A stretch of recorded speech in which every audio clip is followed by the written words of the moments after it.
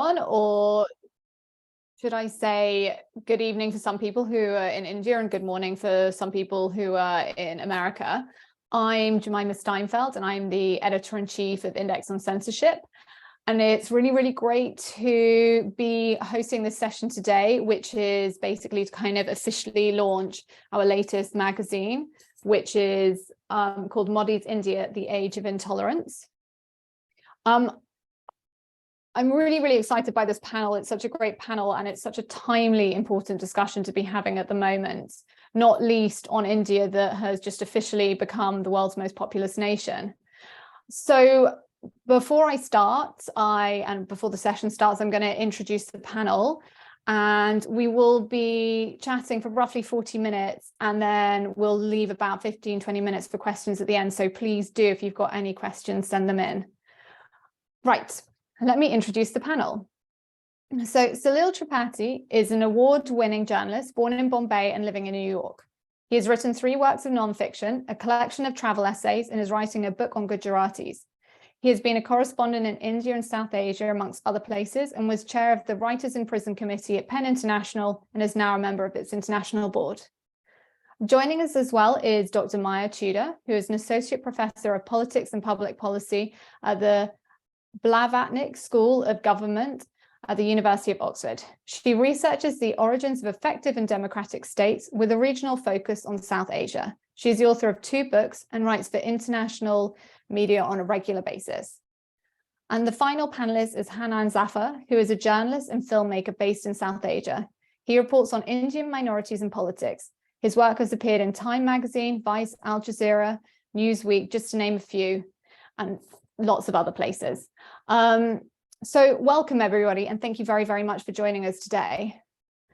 So before we kick off the discussion, I've asked all 3 members of the panel to say just their own thoughts quickly about India and democracy. So could we start with you, Salil? Sure, yes. I think one of the chastening lessons of the last 9 years is that what used to be a flawed democracy has become even more flawed. So, India always used to rate quite poorly in the indexes of Reporters Sans Frontières, but it was always regarded as free by, for example, Freedom House. Freedom House has downgraded India to partly free. VDEM at the Swedish University of Gothenburg now calls it an electoral autocracy. So these are important things to bear in mind. And what I tend to say is that I no longer call it the world's most or world's largest democracy. I call it the largest and most populous country to regularly hold elections. And I think we can unpack that as we go along. Brilliant. Maya, do you want to share your thoughts? Yes, thank you. And first of all, just a huge thank you to you for hosting this event. I think one of the most important things we can do is to collectively discuss and debate something that I think is increasingly more difficult in India today than it has in the decades since I've been going to the country. So the thing that I think I want to headline with is that no country today is a better exemplar of our global democratic recession than India. It's of course, confounded legions of naysayers at independence by growing largely, and I say largely because it hasn't been completely, but largely stabler over its first 7 decades, both in formal ways, the consolidation of civilian rule over the military, something that stands in distinction to its neighbors, the ushering in of decades of vibrant multi-party competition, and in informal ways, strengthen norms of independence and the increasing participation of subordinate social groups. But that's all really being threatened today. And what I would like to do is really just spend 1 minute comparing contemporary democratic decline in India with the other major moment of democratic decline. And that was the 18-month period in 1975 known as the emergency. And what's really striking comparing these 2 periods is that during Modi's tenure, the key democratic institutions have formally remained in place. which stands in contradistinction to the moment of the 1975 emergency when Indira Gandhi almost overnight formally eliminated all the kind of key institutions of democracy. But the fact that it's informal also makes it in some ways incredibly dangerous, because a little bit like the frog in hot water that doesn't recognize the water is in fact getting hotter, those democratic institutions have really been hollowed out from within. And it's that informal hollowing out, it's the ways in which the institutions of democracy, such as elections, remain formally in place. The right to dissent remains formally in place, while the informal practice and the ability to do that has really, really declined. And the reason that that's really important, not just for understanding India, but for really understanding the nature of democratic decline across the world today. And I'll conclude on just one fact, which is India's democratic downgrading along those democracy watchdogs that Salil already mentioned. That downgrading moved 1.4 billion of the world's 8 billion people into the category of autocratizing countries. So wherever you draw the line between the conceptual land of democracy, autocracy, and the hybrid regime in between, the world is considerably less populous. The democratic world is considerably less populous without India in its ranks. And that's why it's an incredibly important time to be having this conversation. Thank you so much, Maya. And Hanan, over to you. Yeah, thank you, Jemima, for having me. I would like to say that for someone who has been covering Indian political landscape for the last 5 years, this stark contrast between the condition of democracy now and compared to, say, for instance, last 10 to 12 years in the previous regime. And that stark contrast is that right now, I believe there's a lot of political and social sanctity to the events that are happening, unfolding right now. In earlier regimes, what we used to see, it's not like that. The condition has worsened only during the last 8 years, during the current ruling Bharatiya Janata Party's tenure. There were incidents of violence, there were incidents of demonization of the marginalized communities, there were incidents of large-scale alienization of huge regional landscapes. But now how it is different, the current regime gives a lot of patronage. The current regime gives a lot of appreciation to the people who are carrying out such acts. What I mean to say is that in previous regimes, there was at least a semblance of optics, like the judiciary would at some point chip in, like condemnation from the people who are at the helm of affairs. Right now, what's happening is if there is someone lynching people from the marginalized caste or people from a minority community on road, the leadership of the current ruling regime is avoiding and rewarding those people. Those people are being, and it's not an aberration, and it's not like it's an exaggeration. We have seen union ministers garlanding people who have been convicted of lynching men belonging to minority communities. We have seen electoral tickets given by Bharatiya Janata Party to people who have not been accused, but who have been convicted of carrying those heinous acts of killing minorities on roads. So I think that's one stark difference for somebody who knows India before 2014 and who knows India of today. I am not that person who believes that the things have drastically declined only in the last 8 years, but I do believe that all the optics or all the pretense has gone down. There's no pretense of us not being a quote unquote Hindu supremacist nation now. Yes, if you don't align with the rules, yes, if you don't align with what we believe in, you would be lynched and there will be no apology tone by the government.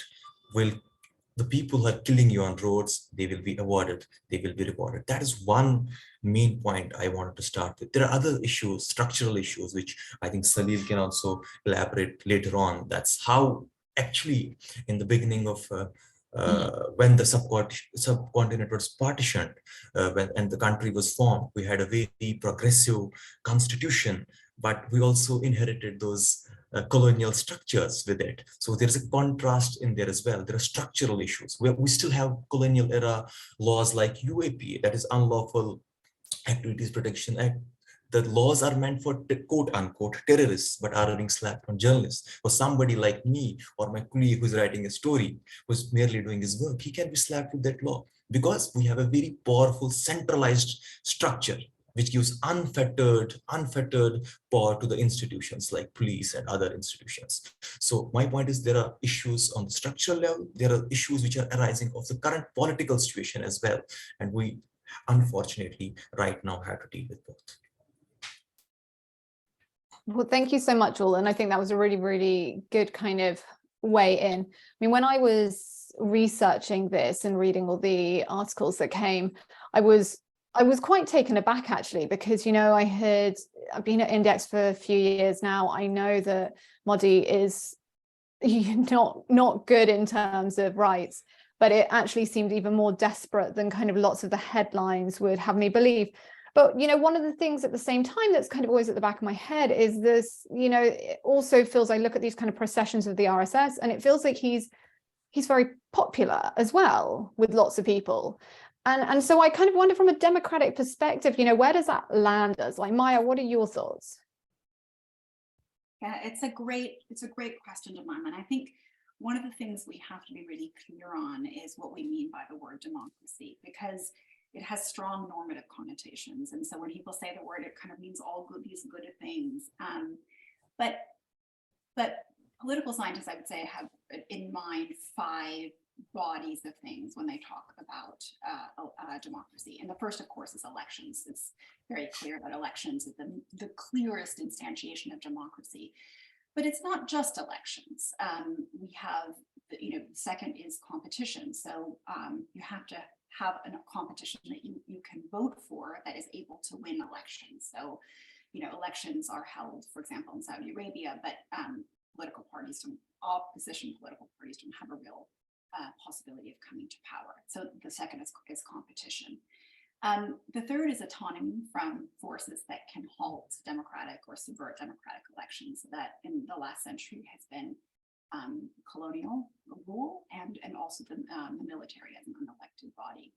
And those are really the formal institutions of democracy. But there are 2 other components of democracy that I teach and talk about a fair bit with my students, especially these days. And that's civil liberties, a meaningful degree of civil liberties, and also executive checks on executive power. So I just want to spend a minute talking about those 2. So democracy, this is particularly important because the idea of a liberal democracy flies around a lot these days. But democracy requires a meaningful degree of civil liberties for elections to actually be called free and fair. So as an example, we've already talked about Freedom House. It gives 100 points, possible points to any country on democracy. And fully 60 of those points are given for civil liberties. So it's impossible for a regime that has a perfect record on elections and competition to actually be a democracy without having a meaningful degree of civil liberties. And that's really important because citizens can only critique government policies and discuss them. That is the lifeblood of democracy. And it's increasingly under threat, really is deeply under threat in India today. And the fifth is really checks on executive power. You know, famously, l'état c'est moi, the state is me, is something you know that monarchs were able to say. And democracy is a set of institutions embedding the idea of government for the people. And what that means is that an executive, even an elected executive, should not be able to come to power and then sweep away all of the constraints on that executive's power. And it's in those 2 domains, massively declining civil liberties, and it's something that Hanan has really nicely outlined already, is happening in lots of different domains, as well as an increasing amount of power concentration in the executive. Those are the 2 ways in which this kind of flower, so right with each of these petals, that we call this flower concept of democracy, the petals are falling away. And so, you know, so democracy is I think, dying in India today, but it's dying in ways that are more subtle than meets the eye, which I think is probably, Jemima, why you were surprised looking in detail at what we're seeing down at the granular detail. Salil, I want to say you wrote the kind of the biggest piece in the magazine for us, the kind of tone setter, and it is a really, really beautifully written piece, and it's very, very kind of emotive. There's a real sense both of, to me, you know, that you've got both anger and sadness. And just to kind of quote one of your lines, you put, "India is a great adventure, a fantastic experiment. Its current leadership is turning into a mere shadow of what Gandhi, Nehru, and Tagore imagined." Is that kind of an accurate summary, that you both feel this anger and this sadness? Oh, yes, absolutely. There is anger because it's sad to see the country you were born turn into what it was never intended to be. And what it was intended to be is, of course, the leaders you mentioned. You know, Gandhi always said that put the weakest and the poorest person at the center of your thought when you are taking any action. This was his last talisman. He wrote this, I think, 5 days before he was assassinated. And if you look at just from that perspective, you know, when the pandemic happened, hundreds of thousands, probably millions of day laborers, you know, who are literally living day to day, had no way, they could not stay anymore where they were. There was no public transport to take them back, and they started walking on rail tracks and roads to get home. When demonetization, the so-called currency exchange system that India did, again under Modi's time, the people who were hurt the most were the poor, because they literally lived day to day and they were being paid small amounts and they simply did not have access to currency. Nehru, of course, talked about socialism and secularism and you know, non-alignment, and India is veering away from all those goals. And Tagore, in his very famous poem called "Where the Mind is Without Fear and Head is Held High," actually has this line that, you know, into that heaven of perfection, let my country awake. And India is further away from what that beautiful poem is all about. And I recommend anyone who wants to look at it. It's very easily available in West Wing. Martin Sheenman recites it during one of the famous scenes in that film. So if you're looking at what were the founding principles, not that, I mean, and Hanan is absolutely right. I mean, India has never been completely faithful to those principles. And the emergency was also a very real blow to that. But India could veer back from that, and it could come back from that. And that looks bleaker and bleaker now as we go by, precisely for the question you asked, which was a popularity question, that Mr. Modi is extremely powerful and very popular. And one reason for his popularity is, I think it's similar to what's happening in Turkey with Erdogan, or in a sense, you know, half of the United States, or at least a substantial part of the United States, still likes Donald Trump. I mean, it's not that he was defeated, but he may, I mean, you know, it's a likelihood that he might be a candidate again. And I think one reason is that these demagogic leaders, including Duterte in Philippines, have the ability to make the powerful and the privileged feel that actually they are being persecuted. And Milosevic did that in the former Yugoslavia. And I think that's what he's doing, that Hindus have privileges. I mean, they're better off at the average. Of course, there's poverty among Hindus in India. I would never deny that. But they are still better off than the Muslims and the Dalits and the Christians and all the other communities, with the possible exception of Parsis, who are too few. But in that kind of a context, he has able to make them feel that, you know, they are worse off because of them who dress differently, who pray differently, and so on. So that's where the problem is, and that accounts for that popularity. What kind of tactics does he use to do that, making them feel that they're worse off, and that kind of that sense of threat, I suppose? What makes him do that? I think. What kind of tactics does he use? How does he make people from the Hindu majority feel that they're at threat and at risk? So if you look at the record of secular India, you could, there is a kernel of truth in when the BJP argues that Muslims have been appeased. Now the appeasement is in this manner, that when the Indian government acceded to Muslim demands in the past, it was basically demands made by the religious leaders. And they were masculine, they were macho, they did want laws in place which kept women's rights subjugated and so on. So if you want to talk purely to that element that, you know, we are reform-minded and we are Hindus, but see how badly women are being treated in Islam. And that's the way he kind of plays it. He doesn't say that, or the fact that they could marry more women than one, or the fact that they could have instant divorces. Now, these are the tropes that he plays, that, you know, this is why India is kept behind, that we produce X number of children, they produce 5 times that many. But none of this is statistically true. If you look at the statistics, the birth rates are almost similar. And there is no way, except in the next 10,000 or 5,000 years, that Muslims might overtake Hindus as a population in India. And the question is, A, so what? And B, we are not there. So these are completely irrelevant tropes that he uses, but they have enormous currency thanks to social media, particularly WhatsApp. There is a phrase called WhatsApp uncles in India, where people send these messages to each other and believe them to be true because the traditional media has totally lost trust of the mainstream, and largely because of jingoistic television, which is a cheerleader of the state.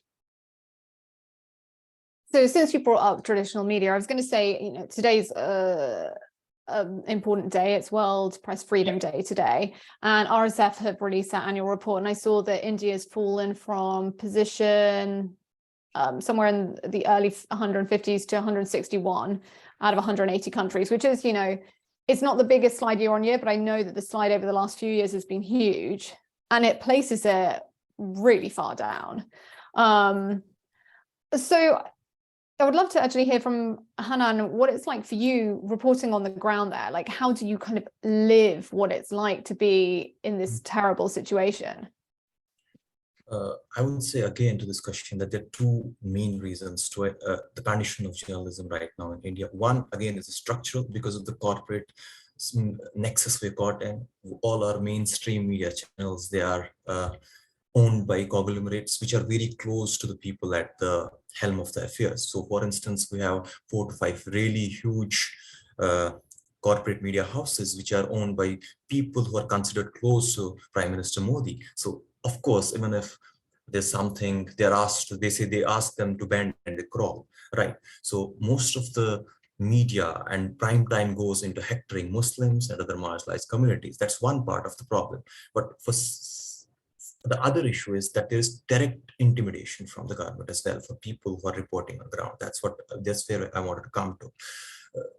There are at least 8 journalists in the country who have been booked under terror laws. Like I mentioned, that India has a lot of laws which come from the colonial legacy. So you have this one law which is meant for organizations, terror organizations or individuals now, which is called UAPA, which gives right to the state not to grant bail to people who have been booked under that law for at least 6 months or even more.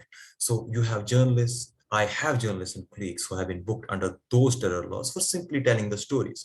And how it does affect journalism on ground is that there's a lot of censorship that creeps because of the mainstream media. There's a lot of censorship that creeps because of the direct intimidation of the government. And what it leads, there are very little spaces to report factually right now. And it now leads to, such measures now lead to also a lot of self-censorship. Now, if I have to do a certain story, I know my colleague has been booked under a certain law because of doing a particular story. Now, I'll also think twice. And it's something that's happening, which has happened. We are a small circle of journalists who report on different issues, and we do talk to ourselves. Yes, we have, now this may seem wrong, but we have decided sometimes not to report on a particular issue because we feel that our families will be targeted. We feel that we would be targeted. And this targeting doesn't mean necessarily online targeting. We have people who are being intimidated through different means. There can be troll armies on internet, or it can be through direct government intimidation, like arrests of journalists, or even calling them to police stations without even booking them on different charges. So I come from a place which recently lost its autonomy, Indian administered Kashmir, and I know of a lot of journalists who are not also allowed to travel abroad. They have received awards like Pulitzer Awards. They have received the highest journalism awards, and they're not allowed to move outside the country to receive those awards. That is the amount of intimidation, that direct intimidation that comes from the government. And then we have a new media policy that asks journalists not to report on issues that are critical of the state. And it is then it's not said indirectly. There's a direct communication not to report on issues which are critical of the government. Why? And the government keeps on saying that why is there a hesitance to talk about issues which mentions about the good governance and other stuff. So my point is that at this point in time, there is direct intervention of the authorities, which may be in the form of different types of intimidation, arrests, indirect calling to the police stations, or through troll armies, which many of us do know are aligned to a certain political party. So on ground, that kind of censorship, which comes from the top, that is also leading to the self-censorship. And that is something very worrying for me. Maya, let me bring you in. Yeah, thank you. So I think this is just a really, really important point, and I just finished an article on this, and I wanted to highlight some of the, Hanan has already done this, but just to be really clear that this is happening on multiple fronts.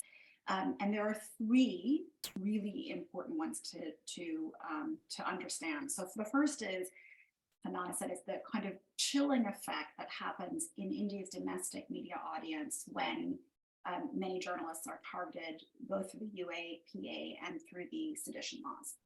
The second is the acquisition of the Indian media structure more generally. So there are practices such as selective licensing, the acquisition of independent networks by Modi-affiliated businessmen.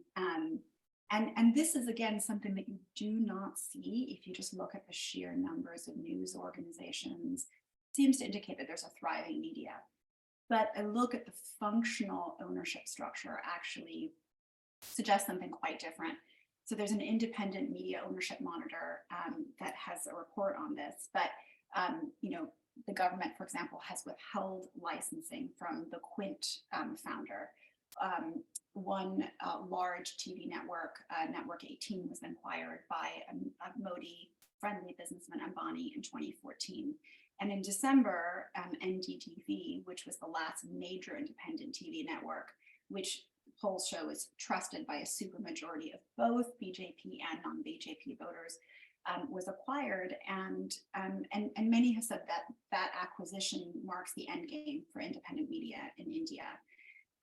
And so it's happening. That's the second domain, is this kind of acquisition. And the third domain is really the targeting of foreign media that is able to still speak out, including forums like this. So notably, BBC India, of course, did this documentary on examining Modi's role in Gujarat. And the Modi government invoked laws used during the emergency to stop that from being spread and shown in India, even clips of it. And a few dozen of my students at Oxford organized a screening of that documentary. And it was really indicative to me of what was happening in India when they invited me to come. And they said, please don't post anything on social media. Please do not put anything on the Oxford website, because if we do, our families will be targeted, and people's phones have been asked to be opened when they're stopped by police and such like. So it's something that you don't see if you're looking sometimes at the kind of formal structures, but as you said, Jemima, there's been a really big a fall in this in terms of media openness, which is, again, really one of the lifebloods. And you mentioned the World Press Freedom Index. India now ranks below Hong Kong, it ranks below Turkey, and it ranks below Libya. And I think that says quite a bit. Thanks for raising those some of the cases that you raised in terms of the BBC and NDTV. It was actually the idea for this report. We've been thinking about India for a while, but the idea came about, I think it was either October or November of last year, when someone connected to Index said, do you want to speak to my friend? He's basically a huge anchor, NDTV, one of the kind of the darlings of the scene. And he is really, really upset. He feels he can't report in the way he used to, can't comment in the way he used to, but he will only talk to you off the record. And I was like, well, okay, off the record is still better than nothing at all. But then before we even got to have that conversation, he had left because of the takeover. He just felt that he didn't have a place there. And then he didn't want to talk at all, because I think he just probably didn't want to be connected to Index on censorship. And then the BBC, obviously, that incident happened, it really feels like, and I'll get onto this later, because me and Sahil have spoken about this actually, that the world has spent a lot of time looking at places like China and going, that is terrible, what's going on there, and not paying that much attention to what's going on in India. But Hanan, I saw that you had your hand up. I'm not sure if you want to step in again. Yeah, just to add to Maya's point, I think that another structural problem with the media is, apart from the complete takeover by the corporate conglomerates, is that there's also one structural problem that overnight, there was one study by Oxfam India in collaboration with News Laundry, which is an independent media house based out of India, that found that they surveyed different media houses in the country and found that over 90% of the leadership positions occupied in the media houses are with people belonging to the quote unquote upper class people. So this is also a structural problem, that the marginalized people are not there in the newsrooms. Even if they are in the newsrooms, they don't hold the leadership positions. So in such a scenario, it's very difficult for us to expect that this media in the current form will report for them, will report for the causes, or will report factually correct, because it's they who are going under the X right now. So that's another problem, because you see all those news anchors hectoring against Muslims or other marginalized populations. It's because perhaps they don't also relate to, they're not sending reporters to the ground who are from the same community as well. So I think this is also one area which is of concern, that we need more representation of people belonging to the marginalized castes as well as minority groups in Indian newsrooms.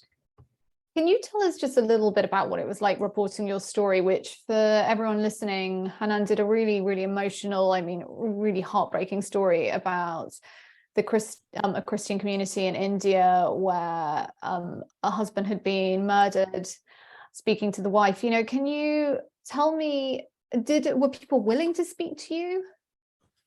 Yeah, see, the person which was a case study, Pinky, she lost her husband. Both of them had converted to Christianity from Hinduism, I think, in 2010 or so.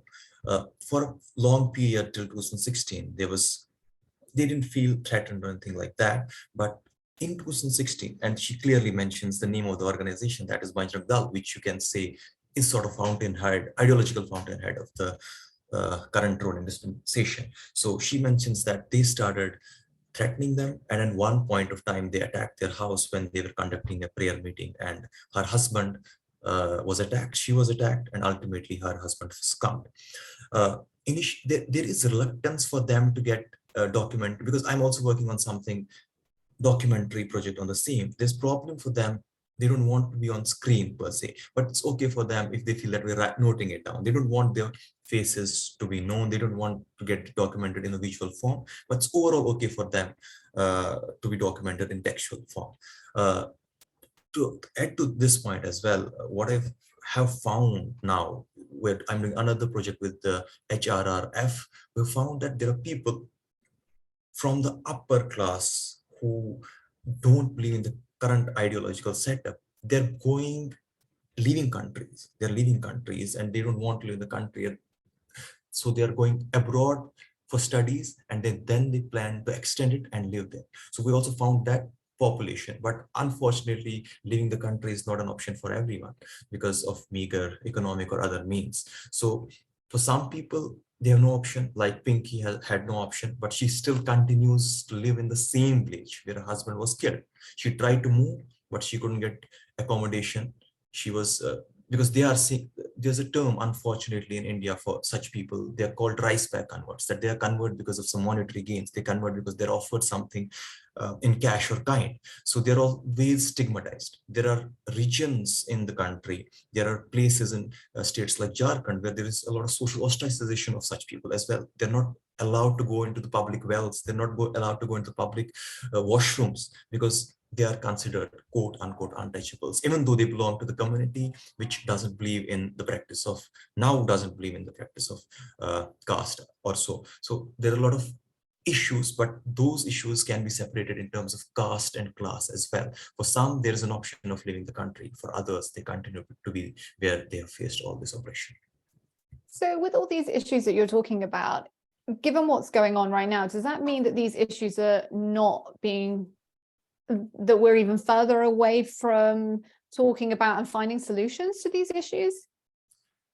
I think there's no atmosphere of finding an amicable solution right now. You find solution when you acknowledge the problem. The problem is that the problems are not being acknowledged.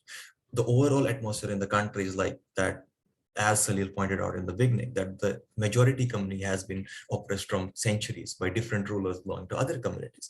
So if that there's a notion of the majority community being oppressed, I don't think we can ever come to the point of convergence, because the point is that the people, I can't say that the people are persecuted, but I can say the community, the majority community, which actually needs to go out and find a way to heal those people.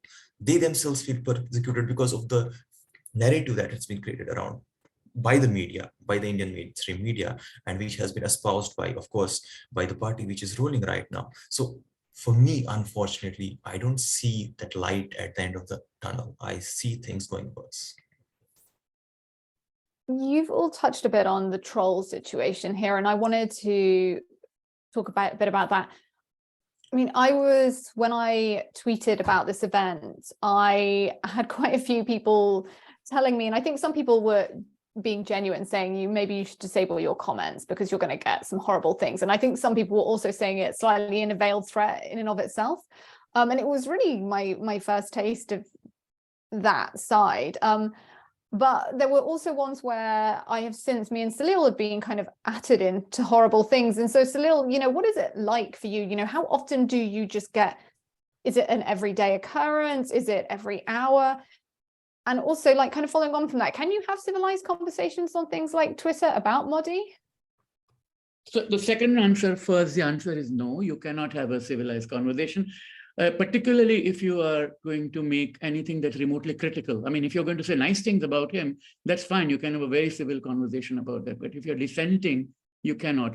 And, I'm kind of used to it now, but, compared to what other journalists face, particularly women journalists face, the trolling I get is very little. I mean, I have the advantage of not living in India, so I don't face hostility face to face. I mean, I sometimes do at parties and all that, where people challenge me and argue with me and all that. But other than that, I don't get it. But you really have to develop an extremely thick hide to deal with it, and just ignore it. And I tend to do it in three ways. I respond to it. One is through laughter and irony and satire, which often goes above them.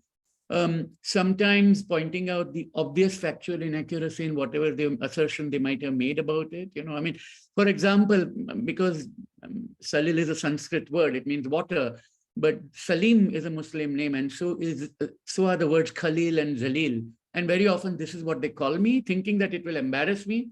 So whenever I'm called Salim, I'll usually say, thank you for giving me the same name as that of Salim Durrani, the great cricketer who was my great idol. So I tend to turn it around, and that makes them even more frustrated, but that's fine. I mean, that's part of it. And the third is muting them. I mean, I don't block anyone, because exactly the kind of thing that might happen to someone like Index happens to me, that if you block someone, they mistake my choice not to listen as my restricting the right to speak. No, all I'm doing is I don't want to listen to what they are saying. And so I mute. They don't even know that I muted them, and which is fine. But I completely appreciate that that's luxury. If you're there, if you're a woman, if you're a Dalit, if you're a Muslim, these are not easy choices. And people either go off social media or they start saying less and less, and which is a huge loss to conversations. So can I ask you, because we were talking about it a few months ago, in terms of why you think the world hasn't been paying as much attention? And do you think the world is paying more attention now post the BBC? I don't, well, I wish I could say yes, but the answer is no, because there are 2 or 3 reasons. One is purely strategic, that, if you want to handle China, you want a major bulwark against it in Asia, and a large and populous country, which is outwardly democratic. So you can always say that we are on the right side of the issue. Second is the size of the market. It is a huge market. It is getting more prosperous. So there are consumers there. And if you want to move investments away from China into another country, then India does offer an option. I do think that when investments do start leaving China, if they do, either for decoupling it from future pandemics or whatever, or the situation in Taiwan, the immediate beneficiaries will be in Southeast Asia, Vietnam, Thailand, and Indonesia, because they have a much greater engagement and relationship with foreign investors than India has had. So, and India still has legal impediments, which those countries do not have. But as a result, there is this desire to do. And the third is the outward appearance of democracy. The fact that we are able to have this conversation. It is bad, but it isn't as bad as, the circumstances in which Index started. I mean, I remember all those issues that Steven Spender used to edit. And, when you had former Soviet and Tom Stoppard talking about Czech writers and so on, if you go back to that period, people, it started happening that, people quietly bring books into India, quietly take things out of India and talk on Signal and Proton and places like that, rather than, it has started to happen, but it's not yet registered. People still wonder. I was with a large Scandinavian company 2 weeks ago, and I was talking to its CEO, and he asked me about what I thought of India, and I said what I did. He said, "You're the first person from India to tell me that." And I mean, which is not surprising at one level, because he's a CEO and CEOs meet other people who are in the business world. But it was also sad that, there are not, he doesn't have access to that kind of information. So I think there is an information access problem here. Just today, I mean, Farid Zakaria is a very well-known Indian American writer. And he has said that, why India is on the rise and it's in the march, the infrastructure investments are great. The universal payment system is terrific, completely missing the woods for the forest in the process while counting the trees. Maya, you've raised your hand. Yeah, I mean, I think, Salila's already said a lot of this. I just want to underscore a few things that he has said. I think there are two reasons why India does not get as much attention, and one is for sure, as Salila said, that it has the formal, or I should say the electoral trappings of democracy. But I also think this underscores a conceptual point that we need to get away from thinking of democracy like pregnancy. Like, people will say you're pregnant or you're not pregnant, and democracy is not like that, right? It has degrees, it has gradations, and we need to think of it as shades of democracy, not a kind of yes or no situation. And which is, I think, why we need to understand that, there are lots of people, Farid Zakaria, who calls India a liberal democracy. And there are lots of political scientists who say, like, that's a contradiction in terms, and in the sense that you need civil liberties, at least some degree of them, to be called a democracy. And India is not a democracy. It is a hybrid regime. So it is a regime that is in between a democracy and autocracy. It's somewhere in the shades of gray. And so I think we need to use different language. But I think it is a reason why India doesn't get as much attention as, let's say, China or Russia. But there is, of course, a second reason, which is it's not as directly threatening. India's rise is not as directly threatening to the Western alliance and countries as a Russia that has invaded Ukraine, and a China that's willing to buy Russian oil, and willing to potentially discuss sending arms to Russia. So that feels quite different. I mean, India has, of course, not taken a stand on it and stood aside and said this is not part of us, but that feels quite different. And of course, Russia and China are full autocracy, so they do lie fully at the other end of that spectrum. And I think that is important to recognize, because while Rahul Gandhi has been arrested, or not arrested, just disqualified from running as being in parliament, Putin just formally arrests Navalny, and there's no pretense that there is even a kind of judicial process of review. So I think understanding that, and I want to say one more thing about a point that we discussed earlier, and it's both picks up on something Hanan and Salila have both said, which is the very possibility of dissent that is loyal is not possible in India today. And I think that is to me, the nub of the problem. So you have to be able to criticize a government and not call that disloyal for democracy, which is debate and discussion and criticism of government, and which allows you then at the moment of elections to say, is this the government we want to reelect to power? That is the lifeblood of democracy. You're saying, we're going to hold this government to account. Does it deserve to be reelected? And if you cannot do all those steps that come before the electoral moment, then that electoral moment itself is not meaningful. And that's the situation we're in India today. Thank you so much. Well, it's 2:45 UK time. And so I'm gonna, for the last 15 minutes, I'm gonna open it up to some of the audience questions because I've seen a few. So I'm just going to, I'll start from, there is one, I want to ask the panelists about Article 370. Modi abrogated it. The Indian Supreme Court may hold hearings on this. How do you think the court will rule? So maybe I could hand that over to Salil, because I know you have spoken to me about that. Yeah, I mean, of course, Hanan knows the situation much better, so I would love to hear if he wants to say something about that. So I'll leave that choice to him. I wouldn't be able to predict, to be honest, because how the Supreme Court, it depends on the composition of the bench, which I'm not entirely sure. But it does bring us to the kind of, the form and substance, the structure and function part of it that, which Maya and Hanan both have mentioned about it, that you do have the court system and there is the appearance of, things being in place. But Article 370 is one of the 4 or 5 extremely critical issues which just simply do not get heard in the Supreme Court. The other is the electoral bonds issue. Even the matter about the mosque in Ayodhya went on for years and years. So when it comes to the crucial issue, which has an immediate bearing on democracy, the matter doesn't get heard. And I think that's what worries me more than which way the court will turn, because then what happens is that something becomes a matter of habit.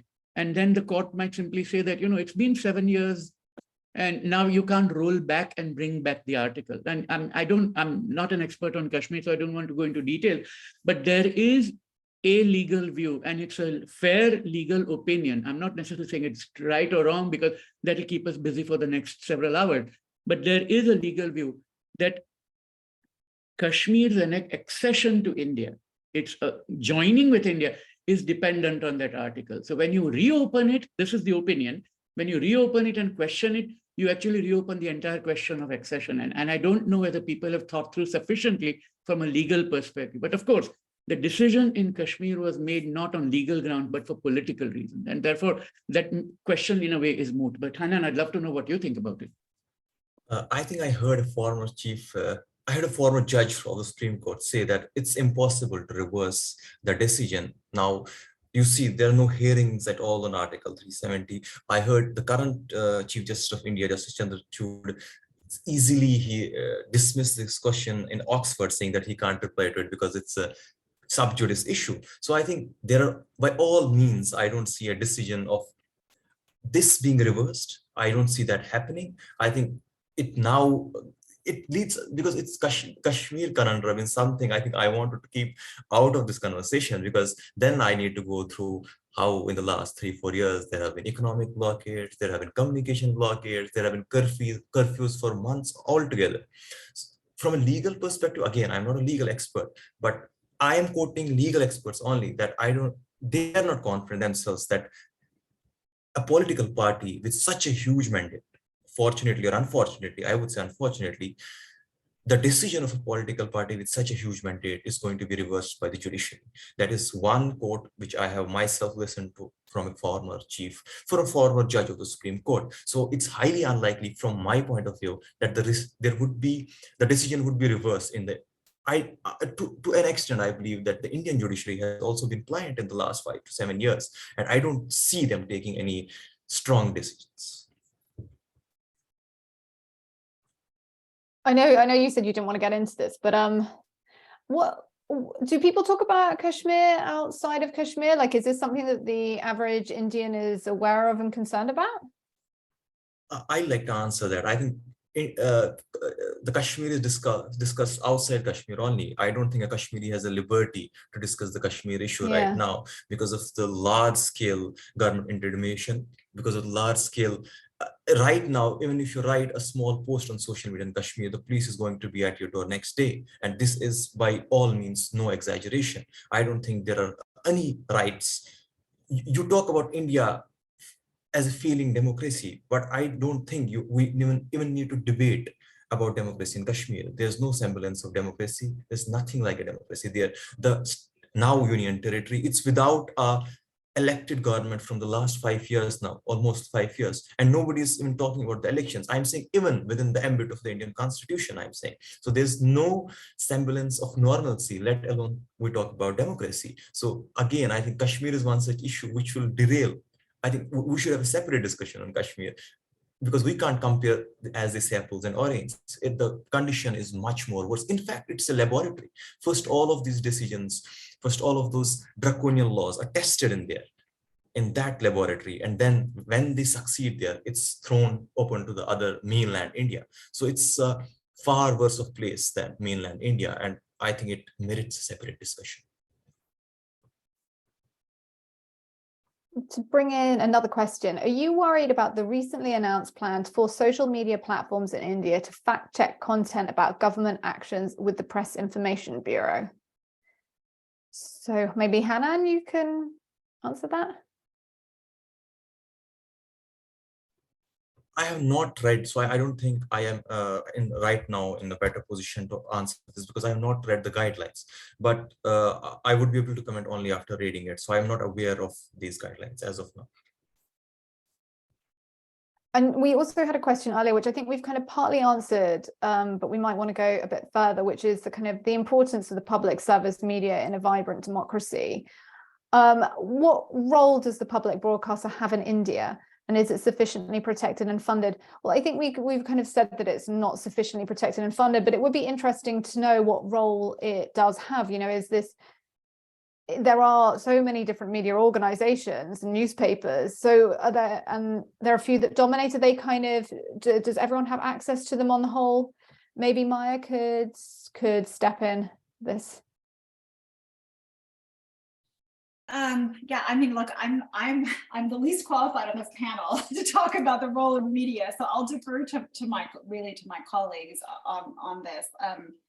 I think if I may add, I think before 1990s, before the liberalization happened, there was only one source of information, and that used to be what we call as Doordarshan. It was a public broadcaster of India.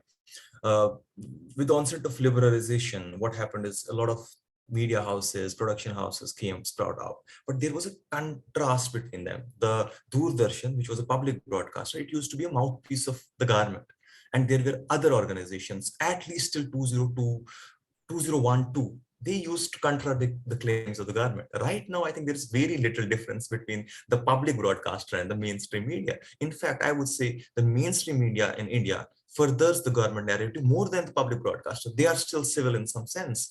The mainstream media they also go for the mainstream. By mainstream media, I mean the private mainstream media. They have lots of TRP fights. So they would go on and do all the studio hectoring in a bid to gain more TRPs. So right now, I don't think in terms of contradicting the government claims, there is any disparity between the mainstream media and the India's public broadcaster. In fact, India's private mainstream media is furthering the government's narrative more than the public broadcaster itself. Maybe I can just add in one fact, and this is based on a study undertaken by Christophe Jaffrelot, looking at 3 years of one TV station's broadcast between 2017 and 2020. And they found a very consistent bias. There's also a study which looked at 3 months of network coverage in 2020.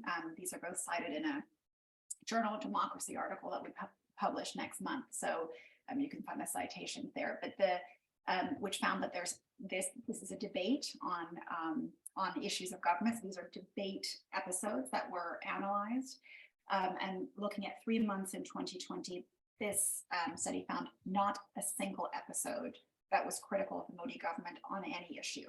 So it just gives you a flavor here of what we are talking about. And so, really looking quite granularly at what is going on is really important to understanding the fabric of the big picture. So we've had a question from the audience about how kind of democratically minded some of the big institutions are, which is quite interesting. So with things like the police force and other institutions, I mean, is there pushback, or have they just kind of got in line? Maybe Salil, you can. I can try. I mean, your thoughts. I'm not been there for the last 4 years. Since the start of the pandemic, I've not been back. So everything I say is secondhand. So with that caveat, the state capture is quite total. The organizational capitulation is also very total. And it's the troublesome parts are the senior levels of bureaucracy. What troubles me the most actually are people in uniform, whether they're in the military or the police, expressing blatantly divisive comments on social media, including senior bureaucrats. I mean, they say the kind of thing that, again, those WhatsApp uncles would use them all the time. I mean, no question about it. And that's okay. I mean, I don't like them, but like those comments, but they have the right to make them. But when it is a police officer who says something nasty about Muslims or about supporting Hindus or a Hindu festival or a Muslim festival, then if I'm in the minority, would I ever expect my complaint to be taken seriously or justice from such a person? Because that's the person who's going to be administering. So that state capture is a very real problem. That does not mean every police officer, every lawyer, and every judge is compromised. Of course not. I mean, India is too diverse for that. But there is a small minority which does speak up. There is probably a sizable number who prefer to stay quiet, but there are these vocal people who create the illusion that this is the view of the entire establishment. Just to add to Salil's point, I think these institutions have also been used quite prominently by the government. See, for instance, we're right now saying that anybody who's dissenting against the government, it's police and the authorities who are coming to their homes. And we have a new trend, obnoxious trend of bulldozing the homes of activists or Muslims. So it's police which comes in and bulldozes the houses. And there has been minimalist, even though we may hold our judiciary to very high standards, but there has been very minimal intervention by the judiciary in those cases as well. I can count at least 10 instances where the police has been used to bulldoze the houses of the people who are dissenting against the government, and there has been no judicial intervention. Also, in the same vein, what I would like to say is that those institutions from where we had hope, I think I won't say it was ever police or the government authorities, it was judiciary, and judiciary overall, I think, has failed in intervening as well. Maya, do you want to say something? Yeah, just again, I always think you can probably get a sense here that I think in facts, which really show some of these, because I think it's, when you hear somebody tell a story, that story may capture your imagination, but you're not really sure how representative is the story. So I also think it's helpful to add to some of these discussions, also some of these facts. So we're asking about how much institutions of the state are checking the Modi government. Parliament is obviously a key institution that checks the executive. In the 5 years before Modi came to power, 71% of parliamentary bills were scrutinized. That means that they were discussed and debated. In the 2014 to 2019 period, so that is after Modi came to power, it fell from 71% in the 5 years before to 25% in the years after. And since 2019, that's further declined to 13%. So it just gives you a sense of how much these institutions are holding the Modi government accountable. So we're coming towards the end, but I've got 3 questions, and I thought I would just kind of say them all, and that each 3 panelists could pick one and answer it. So one is, what do you think it will take for the world to start paying attention to India? The other is basically how fair the elections will be, or will Modi simply rig them? Does he need to rig them? And then the final one is, why is Modi scared of talking to journalists?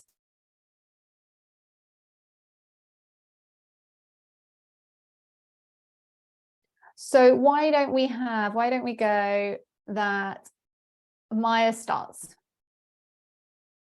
Right. So I'm going to take all of them and I'll do 1 minute, one answer on each. So what will it take for the world to pay attention to India?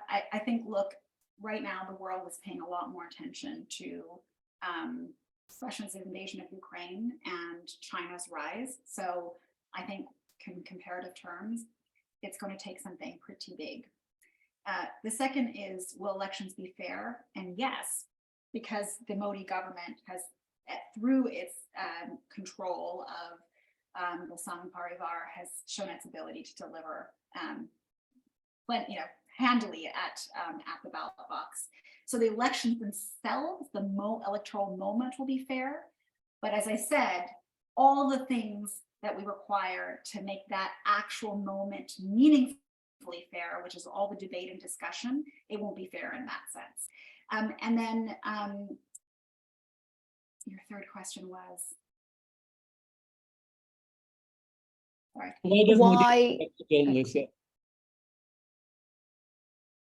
Why is Modi scared of speaking to the media or critical media? I would say that he's scared so much as that he, it's better for him if he can deliver his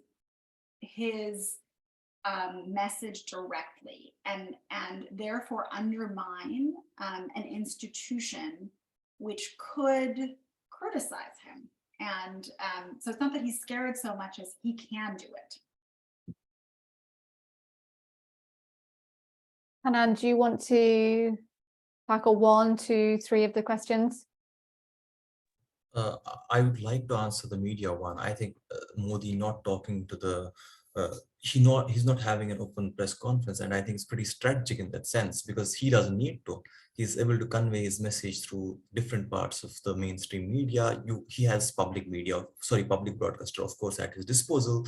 But I don't think this is something which this is something which worries him, because his message, the ideology of his parties, it's getting disseminated through various means and in a very well way. So I know of one occasion where he did come to press conference and all the questions were answered by the Home Minister who was sitting besides him. So I think he's in a position, unfortunately, in a position where he doesn't need any direct, he doesn't need to take any direct questions from journalists. He's running the show. Why does he need to? And it's serving him. They're all serving him, right? So I think it's a very comfortable position for him per se.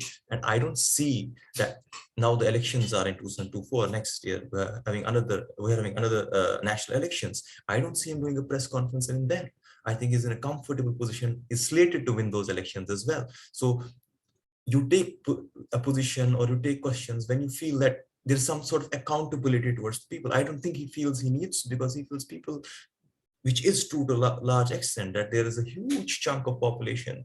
If I may not say the majority of the population, but there's an overwhelming populace which believes in him, which believes in his ideology, and who are ready to live and die for him. So I don't think he feels it necessary to address the media.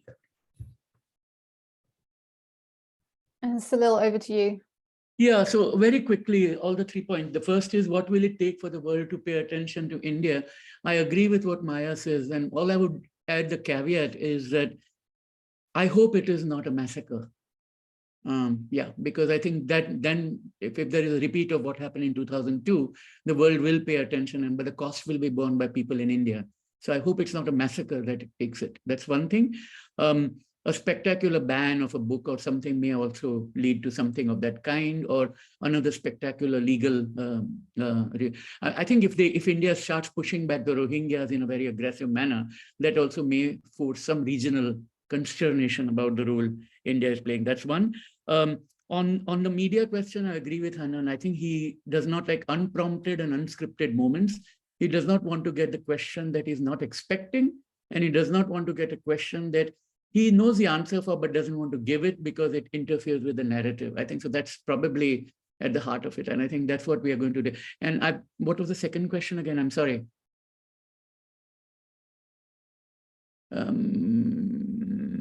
Anyway, never mind. I think we've whether covered. Elections will be fair. Oh yeah. I think they were I agree that in the form of a process of the day of the voting, they would be fair. But the manner in which the electoral bonds have skewed the system, manner in which election commission approves or disapproves of hate speech being spoken by certain parties and not others, manner in which candidates might get disqualified from even standing for elections, all of those will, make it an uneven field. So that's what will happen. But the process of voting will be by and large fair. I mean, most people are saying that the big elections taking place later this month in Karnataka, he's likely to lose, and it's possible that he will lose. I mean, I don't know. I'm not an astrologer here or a psychologist. But so these things do happen. What happens is what happens after the election, because, the BJP has lost elections, and yet within a few weeks after that, they form the government because of the power, the money power that the party has. Well, thank you so much, all three, for coming on today and sharing your remarks. Really, really, really, really interesting. And, a shame it can't be more uplifting, but I think that's sadly where we've landed today. And thank you also to the audience who listened and sent in some really, really great questions.